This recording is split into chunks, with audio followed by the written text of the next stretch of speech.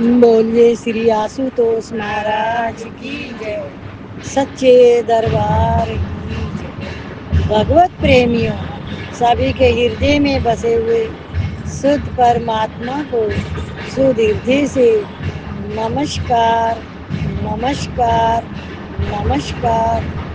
सभी के हृदय में बसे हुए शुद्ध परमात्मा को शुद्ध हृदय से नमस्कार, नमस्कार, नमस्कार।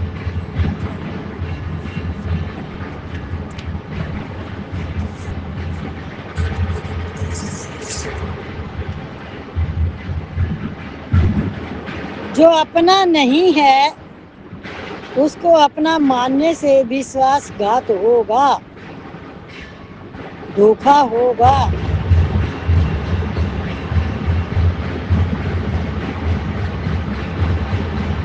पहले बालकपन को अपना मानते थे, वह अब रहा क्या? शरीर का निरंतर वियोग हो रहा है। जीव भगवान से विमुख हुआ है, अलग नहीं, और संसार के सन्मुख हुआ है, साथ नहीं। संसार से केवल सेवा के लिए ही संबंध माने। संसार को अपना और अपने लिए न माने। कोई भी काम अपने लिए न करके दूसरों की सेवा हित के लिए करें। भजन, ध्यान आदि भी अपने लिए न करें।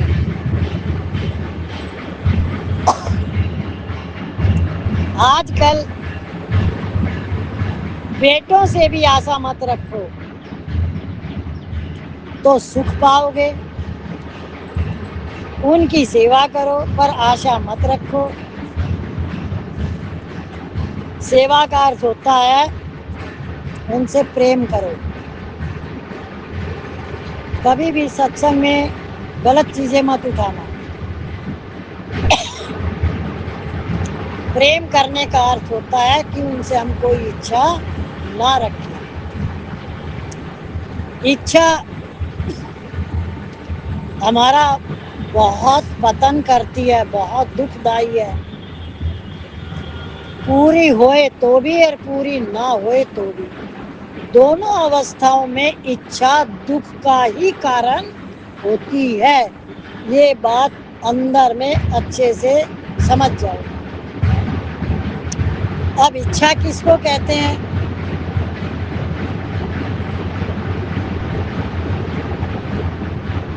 वो तो पता हो, इच्छा किसको कहते हैं?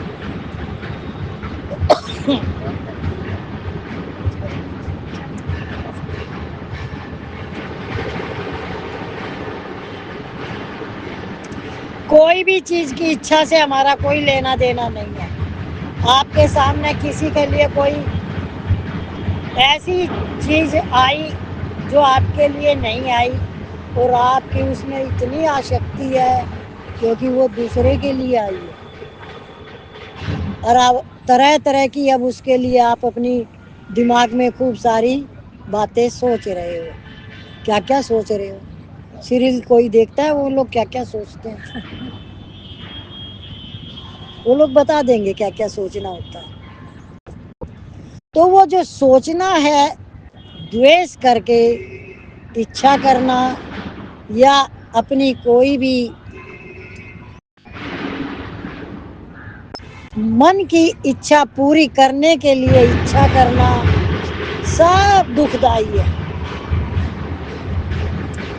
क्योंकि निरिच्छा वाला आनंद और शांति में रहता है। संत महात्मा बहुत अच्छे तरीके से बताते हैं कि जिसके अंदर एक भी इच्छा नहीं है वो खुला जीवन जीता है, उसको किसी से भय नहीं होता। क्या? जिसके पास इच्छा नहीं है वो डरता नहीं है किसी भी बात से, किसी भी चीज से। क्यों नहीं डरता? क्योंकि उसको इच्छा ही नहीं है और शरीर प्रारब्ध भोग रहा है। ये देखो बहुत गहरी बात, शरीर प्रारब्ध भोग रहा है, उसकी प्रारब्ध तो कहीं गई नहीं है। अगर आज आपने आम के पेड़ केले के पेड़ लगाए हैं तो फल क्या निकलेगा? आम और केला। तो आपको मिलेगा कि नहीं खाने को जब आप बो ही रहे हो? तो वो आपकी प्रारब्ध है, आप बो क्या रहे हो, वो आपके पास रिटर्न आने वाला है। तो ये आपकी प्रारब्ध है, तो इच्छा क्यों रखें? मिलेगा तो वही जो आपने बोया है। इच्छा करके कर्म क्यों बांधे? दुखी सुखी क्यों होए? दूसरे को भी कष्ट दें, अपने आप को भी कष्ट दें। क्या ये सच है? तो इसलिए इच्छा दुखदाई है। इच्छा ना रखे किसी से भी। कहते हैं भगवान से भी मत रखो, तो भगवान से नहीं जुड़ पाओगे इच्छा रखोगे तो। क्योंकि भगवान से तुमने ऐसी मांगा दे देगा, घर मांगा दे देगा। वो तो साधन तो शरीर के ही लिए हुआ ना, तो इसलिए भगवान से भी नहीं मांगे तो क्या करें? भगवान एसी में रखे तो एसी में रहो, पंखे के नीचे रखे तो पंखे के नीचे रहो, उसके हिसाब से चलो तो आपको कभी भी गर्मी सर्दी की तकलीफ नहीं होगी। मैंपन हमारा स्वरूप नहीं है। मैं अहम अलग है, स्वरूप अलग है। मैं के कारण हूँ है, मैं न रहे तो हूँ नहीं रहेगा। प्रतत है रहेगा, मैं जड़ है, हूँ चैतन्य है। मैं हूँ यह चीचड़ ग्रंथियाँ हैं। मैं को छोड़ने से ग्रंथि भेद हो जाता है, ग्रंथियों का भेद हो जाता है कि ग्रंथि क्या है। परमात्मा आनंद स्वरूप है, संसार सुख दुख रूप है।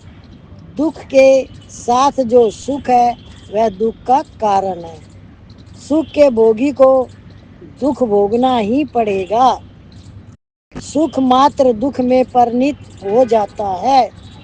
भोगी मनुष्य सुख दुख दोनों को भोगता है, परंतु योगी सुख दुख को नहीं भोगता। यह शरीर सुख दुख भोगने के लिए नहीं है, प्रत्युत दोनों से ऊंचा उठकर आनंद पाने के लिए है।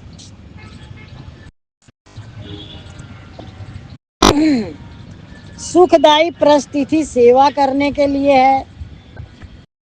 आप में जो बड़पन है वह दूसरों का दिया हुआ है। सुख को भोगना, दुख को निमंत्रण देना है। दुखदायी परिस्थिति सुख की चाहना मिटाने के लिए है। आप इच्छा करते हो सुख की, क्या? और वो इच्छा पूरी हो गई आपकी, पर आपको सुख तो महसूस ही नहीं हो रहा। क्यों? क्यों नहीं हो रहा? क्योंकि अंदर दूसरी इच्छा वापस चालू हो जाती है, तो वो इच्छा पूरी नहीं, सुख नहीं होता। दूसरी इच्छा की भी बात नहीं आएगी, इसमें आएगी जब आपकी भगवान से प्रार्थना की हुई इच्छा पूरी हो गई। अब वो आपने किसके लिए की थी? किसके लिए की थी? अपने लिए तो आप कुछ नहीं मांगते, भगवान से कभी भी मांगा है? हैं? हाँ, तो भगवान से हम अपने लिए तो कुछ नहीं कहते, लेकिन हम संसार की चीजों को मोह वालों के लिए इच्छा रखते हैं और उन्हीं के लिए कहते हैं। पर मोह वालों को आपसे पड़ी ही नहीं है, तो आपकी इच्छा तो पूरी हुई, पर वहां से रिटर्न में आपको क्या मिला? कुछ मिला? वो चाहिए ही नहीं तो फिर दुख मिला कि हमने तो मांगी, उनको चाहिए ही नहीं। ऐसे मत सोचो चाहिए नहीं क्या, उसके उसके बहुत तरीके हैं। अब जैसे आपने कहा इसके एक पोता या पोती आपके हो जाए, उसके एक लड़का हो जाए, अब वो आपको बच्चा आपकी गोदी में ही नहीं दे रही खेलने को, आपने तो मांग के लिया है। इच्छा तो आपने करी है, वो हो भी गया, और वो कह रही है नहीं नहीं मम्मी आप रहने दो। अब ये दुख है कि सुख है? बहुत तरीका है दुखों का, एक नहीं है। वो आपको होना है तो, नहीं होना तो है ही नहीं। को काहू को नाही प्रीतम, जान लियो मन माई। इस संसार में एक परमात्मा के सिवा कोई भी किसी का है ही नहीं, वो सबका है। पर उसके पास कौन जा रहा है? कोई चाहता है भगवान को? जैसे आप संसार को अंदर बसा के बैठे हो, ऐसे भगवान बसाया हुआ है अंदर, उतने ही रात और दिन उसी के अंदर है। अभी किसी का वो कोई फंक्शन तो आप 1 मिनट में भाग जाओगे पहन के चप्पल। भगवान तो यही ठीक है, और मेरा वहां जाना बहुत जरूरी है। तो आप भगवान को चाहते हो, और अंदर में क्या चाहते हो? सुख मिले, आनंद मिले, शांति मिले। और करते क्या है? संसार के पीछे दो नाव में पांव, एक संसार की नाव, एक परमात्मा की नाव। तो क्या आप पार निकल सकते हो इस नाव से, दो से? तो मन भटक गया, मन अटक गया। अब आप कहते हो मैं क्या करूं, फिर आप पूछने जाओगे, फिर जिनको रास्ता नहीं पता वो तो पता नहीं कहाँ कहाँ वो पहुंच जाते पूछने, जिनको खुद ही नहीं पता बताना क्या है। देखो दुख के समय इंसान है ना, ऐसी ऐसी जगह पहुंच जाएगा कि उसको सुख मिल जाए कैसे भी, और उनके पास जाएगा जिनको ए और बे का भी नहीं पता। जैसे टीवी में बताया परसों परले दिन, 5 ऐसे लड़के दिखाए जो अनपढ़ गंवार बिल्कुल बेवकूफ, 19-20 साल के, 18 साल के, 19-20 साल के। और लड़कियां जो स्कूल जाती हैं, राजस्थान की बात है, स्कूल जाती है, उनको घुमाने का लोभ, खिलाने का लोभ, ऐसे कर करके, और उनको ना, उनको शादी करने के लिए बोलते हैं, धर्म परिवर्तन करने के लिए बोलते हैं हिंदुओं की लड़कियों को, है? और वो जो लड़के बोलते हैं उनको कोई इस जात की लाएगा तो 10 लाख मिलेंगे, इस जात की लाएगा तो 20 लाख मिलेंगे। ऐसा उनको लड़कों को वो बोलते हैं, जिन्हों को हिंदुओं की लड़कियों को धर्म परिवर्तन करवाने की बोलते हैं उन लड़कों को। जब लड़के को एर बैका ही नहीं पता है, और लड़कियां तो माँ ही मूर्ख है जो ऐसी बेवकूफियां करती हैं। घर में हमारे बच्चों को कोई संस्कार नहीं दिए जाते। हमारे घरों के जो संस्कार है वो क्या है? बस बच्चे को तैयार कर दिया, स्कूल गया, बच्चे से कभी बैठ के पूछी, बात करी? कोई नहीं करता। क्यों नहीं करता? क्योंकि उसके अंदर एक अपना परिवार, वो संसार बना हुआ होता है माँ बाप के अंदर, वो बाहर नहीं देखता कुछ भी। बच्चे के रहन सहन से भी पता नहीं कर सकता कि इसकी रहनी कैसी है, ये बोलता कैसे है, ये कितने बजे आ रहा है, कितने बजे जा रहा है, क्या कह रहा है। वो कोई बात भी कहना चाहे तो उसका सुनने का टाइम नहीं है। तो एक लड़की जो थी, उसने अपने पिताजी को, वो लड़का ये भी कहता था घर में मत बताना किसी को भी, तो उसने एक ने हिम्मत करके अपने घर में बता दिया, सारा भांडा जब फूटा। इसी तरह संसार में आप जिस सुख के पीछे भाग रहे हो, कुछ पाने की इच्छा के लिए भाग रहे हो, जो वो विधाता देता है, आपकी जितनी ताकत शक्ति है समझने की, करने की, वो देगा, जरूर देगा, उसी की तो सृष्टि है। लेकिन आप अपनी इच्छाएं कर करके जो उससे मांगते हो तो वो क्या होता है, फिर आपको सुख जो मिलना चाहिए वो आप अपने आप ही उसको दुख में बदल देते हो खुद ही।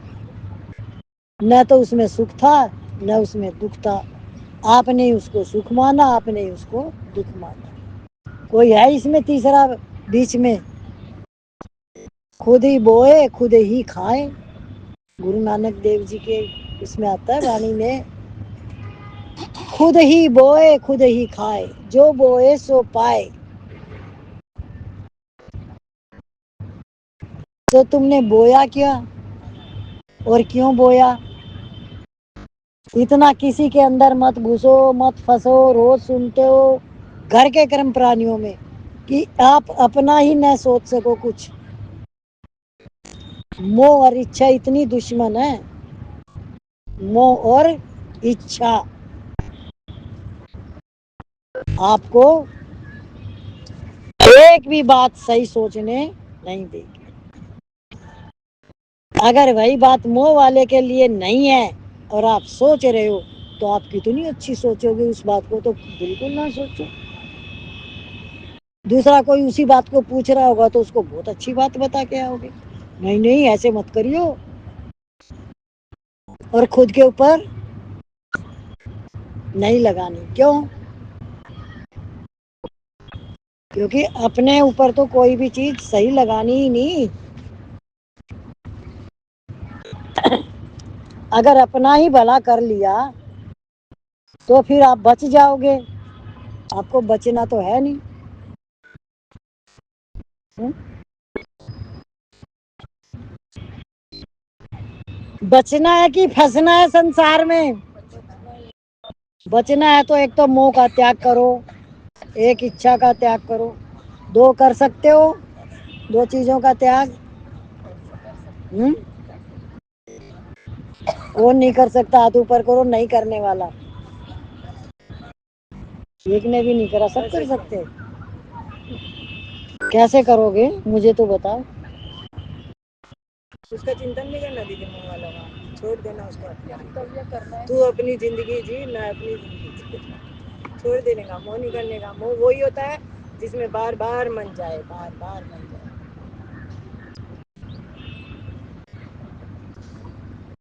कोई भी चीज भी सही दीदी ना, मोह का चिंतन ना, ये सही नहीं है। वो तो आपकी सांसों में बसा हुआ है, आपने खाली मुंह से बोला है।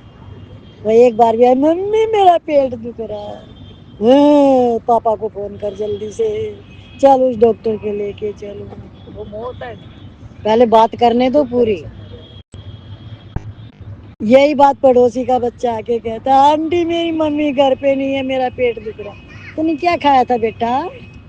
है तो यहाँ आ बैठ, यहाँ पे किसी को फोन नहीं करेगी, किसी कोई दवाई नहीं लगाएगी, उसके बातें बातें बनाएगी बैठ के। क्यों हुआ ये फर्क?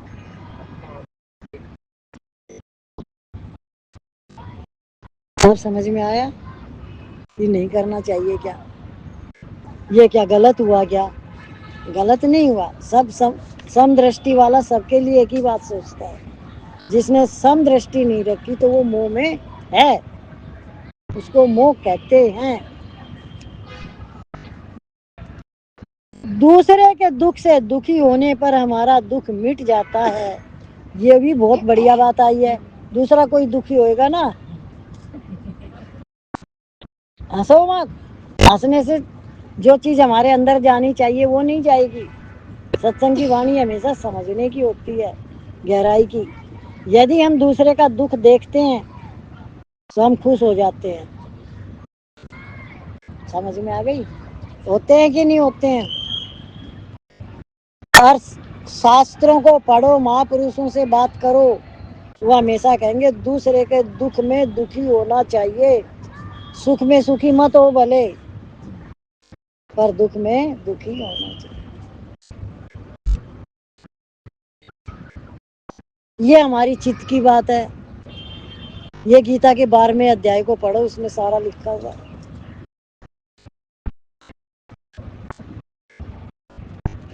तो ये जो दुख सुख की बातें आती हैं, अपना और पराया,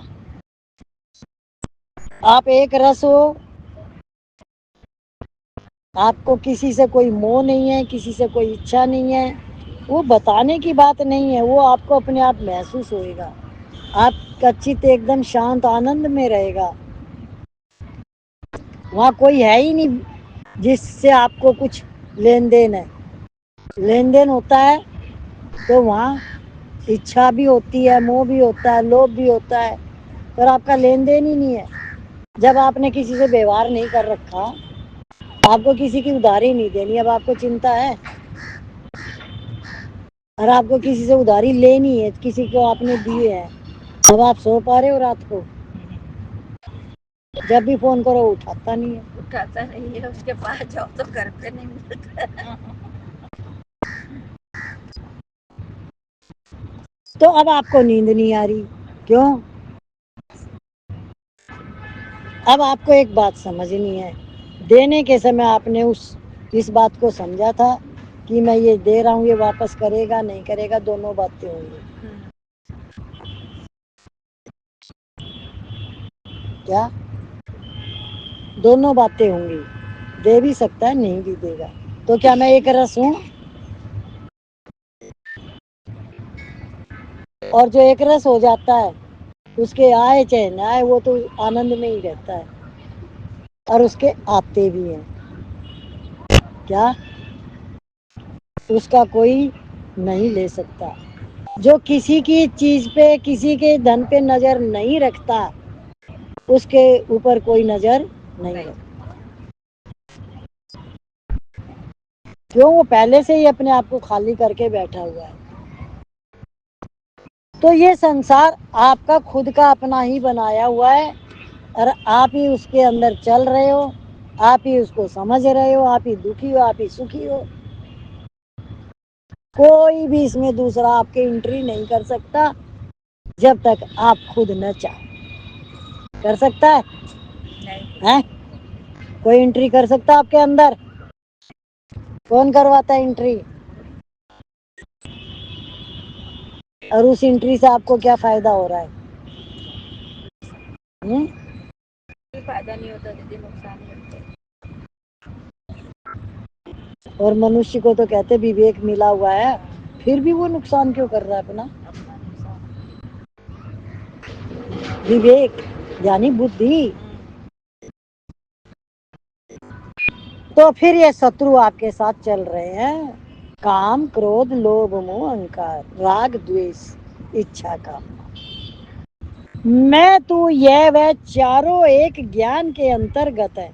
सत्ता होनापन ज्यों का त्यों है, उससे यह सब प्रकाशित होता है।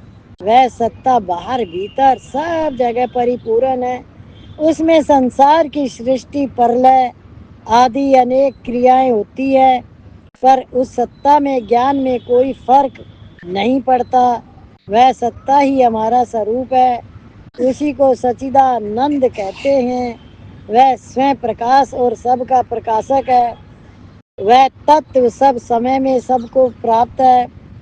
उस तत्व को जानने या न जानने से, मानने या न मानने से उसमें कुछ फर्क नहीं पड़ता। उस तत्व में कोई हलचल आना जाना नहीं है। जागृत सपन सुसुपति और तुरिया भी उसमें नहीं है।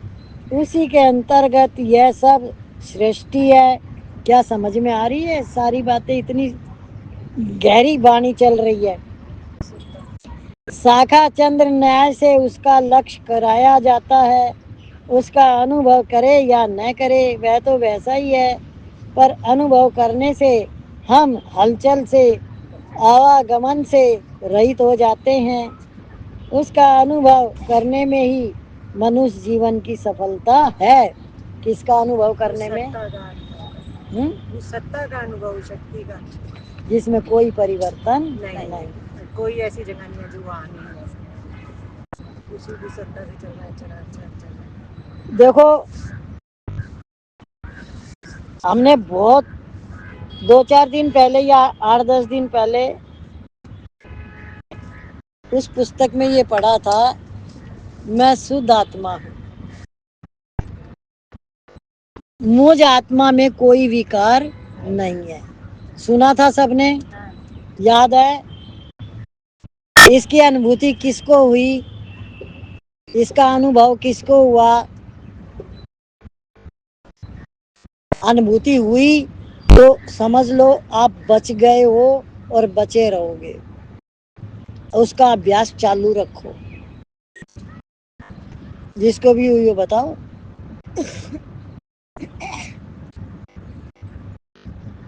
दीदी हमें किसी से इच्छा नहीं है और तो हमें क्रोध भी नहीं आएगा।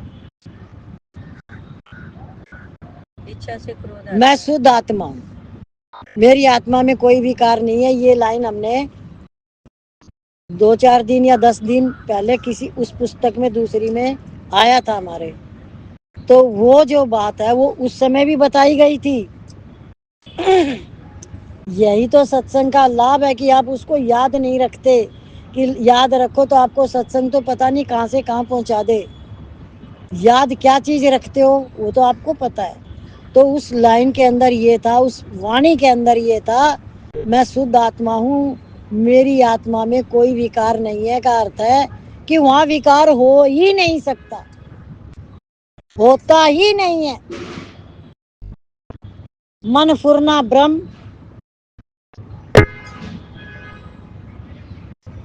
बुद्धि चित्त अहंकार, ये सारे मन और बुद्धि चित्त और अहंकार, ये सारे सूक्ष्म शरीर है। सूक्ष्म शरीर का कोई स्थान नहीं है परमात्मा के सिवा। क्या? सूक्ष्म शरीर का कोई स्थान नहीं है परमात्मा के सिवा। इसलिए रामायण में चौपाई आती है, ईश्वर अंश जीव अविनाशी, चेतन अमल सहज सुख राशि। हे मानव, तू सुखों की खान है, तू मेरा अंश है। अब किसको याद रहेगी ये बात? दीदी अभी याद आया, आपने बताया था। आप बताए हो तो वापस याद आया।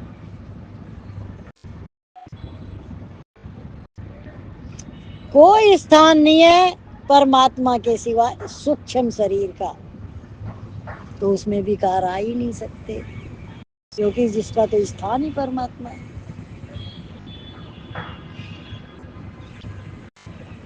अब जो भगवान ने धारण किया हुआ है उसका ऊपर फोकस डालो, तो वो मन बुद्धि आपको परमात्मा से कैसे जोड़े? कैसे जोड़े? परमात्मा का क्या करके? अनुभव करें, सेवा करें, सिमरन करें, साधना करें, नाम जप करें। कौन कौन सी बातें आई हैं? सेवा, सिमरन, साधना, ध्यान करें, जप करें। ये सारी चीज आपको परमात्मा से जोड़ देगी। इसमें से आप एक ही पकड़ लो जो आपसे हो सके, क्योंकि इनका स्थान कहाँ है? परमात्मा। अब संसार से आप खूब जोर शोर से कह सकते हो, अपने मन को सुना सकते हो, ईश्वर अंश जीव अविनाशी, चेतन अमल सहज सुख राशि। हे मानव, तू सुखों की खान है, मैं सुखों की खान हूं, मैं ईश्वर का अंश हूं, और मुझ आत्मा में कोई विकार नहीं है और कभी होगा भी नहीं, क्योंकि मैं शुद्ध आत्मा हूं। हमेशा बोलते रहो, मैं शुद्ध आत्मा हूं, मैं शुद्ध आत्मा हूं। और ये सच है, इसमें कोई मिलावट नहीं है। कितनी बात पकड़ में आ गई? मैं शुद्ध आत्मा हूँ, मैं ईश्वर का अंश, मेरी आत्मा में कोई विकार नहीं। गीता पढ़ो, रामायण पढ़ो, सत्संग सुनो तो उसका लाभ लो। अब हम भजन करेंगे और सब ताली भी बजाना, सोना मत, और भजन भी बोलना। बोलिए श्री आशुतोष महाराज की जय, सच्चे दरबार की जय। मिलता है बड़े भाग से नर्तन कभी कभी, मिलता है बड़े भाग से नर्तन कभी कभी। आते हैं इसी वेश में भगवान कभी कभी, आते हैं इसी वेश में भगवान कभी कभी। मिलता है बड़े भाग से नर्तन कभी कभी। जब तक है जिंदगी सभी को हंसा के जी, जब तक है जिंदगी सभी को हंसा के जी। हंस कर ही सुलझ जाती उलझन कभी कभी, हंस कर ही सुलझ जाती उलझन कभी कभी। मिलता है बड़े भाग से नर्तन कभी कभी, आते हैं इसी वेश में भगवान कभी कभी। कोई बुरा नहीं है भले मन के वास्ते, कोई बुरा नहीं भले मन के वास्ते। इस मन से ही मिल जाते प्रीतम कभी कभी, इस मन से ही मिल जाते प्रीतम कभी कभी। भगवान और इंसान में कोई फर्क नहीं, भगवान और इंसान में कोई फर्क नहीं। वो ज्योति इधर आती है क्षण क्षण कभी कभी, वो ज्योति इधर आती है क्षण क्षण कभी कभी। मिलता है बड़े भाग से नर्तन कभी कभी, आते हैं इसी वेश में भगवान कभी कभी। निर्मल हो मन और जुबा पे नाम हो, निर्मल हो मन और जुबा पे नाम हो। इतने में मिल जाते हैं दर्शन कभी कभी, इतने में मिल जाते हैं दर्शन कभी कभी। भगवान ने इंसान बना कर यही कहा, भगवान ने इंसान बना कर यही कहा। मुझको भी सुहाता ये बंधन कभी कभी, मुझको भी सुहाता है ये बंधन कभी कभी। मिलता है बड़े भाग से नर्तन कभी कभी, आते हैं इसी वेश में भगवान कभी कभी, आते हैं इसी वेश में भगवान कभी कभी। बोलिए श्री आशुतोष महाराज की, सच्चे दरबार की।